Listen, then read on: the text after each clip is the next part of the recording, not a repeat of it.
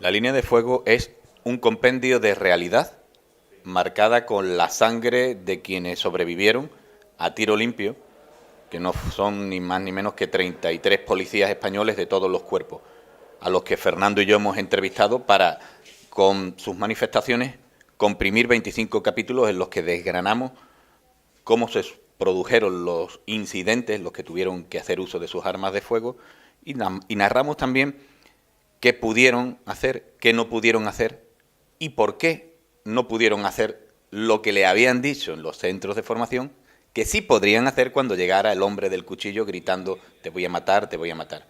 Entonces, una vez en cada capítulo, una vez expuesto todo esto, procedemos tanto Fernando como yo a un análisis. Yo desde el punto de vista técnico policial, diría que como especialista, que me dicen por ahí, pero en realidad es como apasionado de la materia, pero también como superviviente, porque yo soy un capítulo del libro, puesto que yo sobreviví pegándole a bocajarro 2 tiros a quien me estaba matando.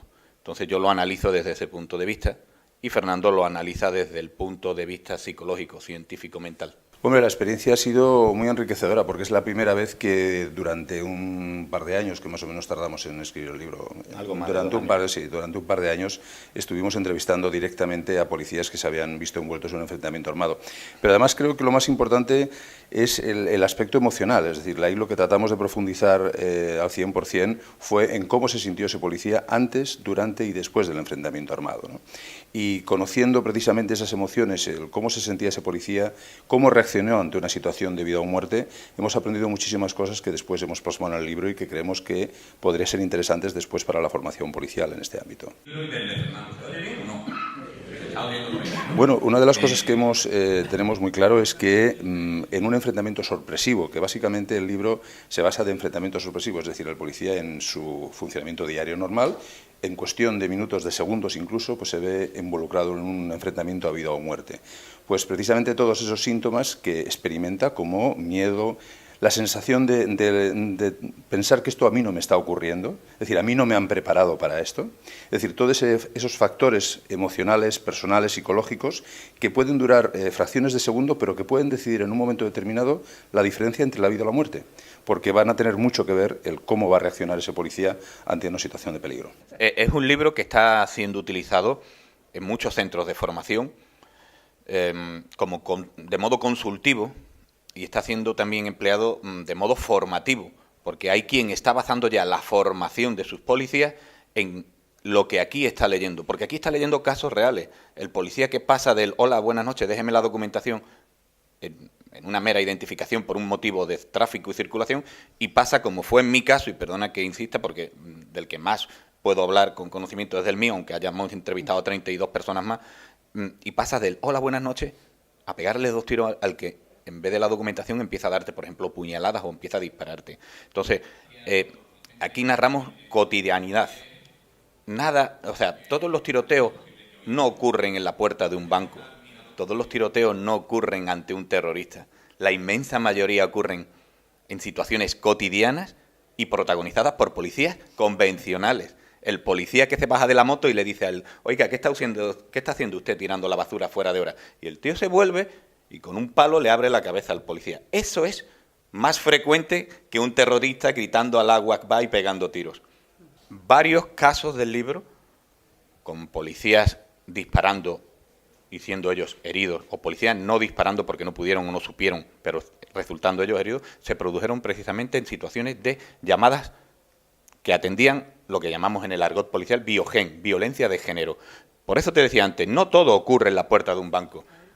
Paras a un individuo para pedirle la documentación y puedes terminar a tiro limpio. Tocas a una puerta, oiga señora, ¿está usted bien? Que nos dicen los vecinos que se escuchan gritos de socorro, socorro, y abre la puerta a un individuo y la emprende a tiros o a machetazos contra los policías.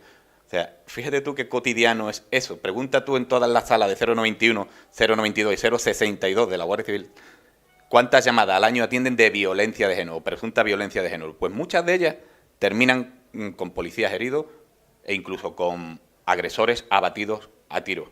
Yo creo que la sociedad no es en absoluto consciente de cuál es el trabajo de un policía, ya sea Guardia Civil, ya sea Policía Nacional, ya sea Policía Local. Es decir, la sociedad no es consciente de ese trabajo. Es más, la policía a veces es más una molestia que una ayuda, ¿eh? Y hay una tendencia general a pensar, sobre todo el pensamiento de clase media, media alta, que es que la policía está para los de otras personas, no para ellos. Es decir, por eso normalmente hay personas que reaccionan tan mal cuando la policía les para, ¿no? Porque piensan que no es para ellos que está la policía, que tú pagas a la policía y que la policía está para resolver otras cosas, no para perder el tiempo contigo, que tú pagas tus impuestos, etcétera, etcétera, ¿no?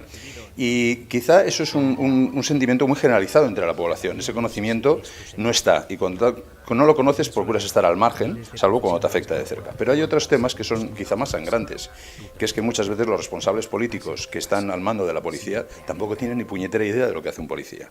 Y entonces están tomando decisiones sobre policías locales, por ejemplo, que no tienen ni pies ni cabeza. Es decir, que una persona que no sepa lo que hace un policía, que no ha trabajado nunca de policía, que no se haya implicado o al menos se haya preocupado de saber, está tomando decisiones como si por ejemplo, si esa policía tiene que llevar un arma o no llevarla. Es decir, estas son decisiones muy serias y, como decía Churchill, que no se podía dejar la guerra, que era un tema muy serio para dejar la guerra en manos solo de los militares, evidentemente no podemos dejar la gestión de la policía solo en manos de los políticos. Es decir, porque son temas muy serios de los cuales se requiere una preparación, una instrucción, y que además la decisión de ese político va a tener una constatación importantísima en la seguridad ciudadana. Entonces, por lo tanto, yo creo que ya no solamente que la población, por desconocimiento o porque no le interese qué es lo que hace un policía, pero quien tiene que saberlo y tiene que estar empapado y centrado en lo que está haciendo, tampoco lo está. Y eso sí que es un problema.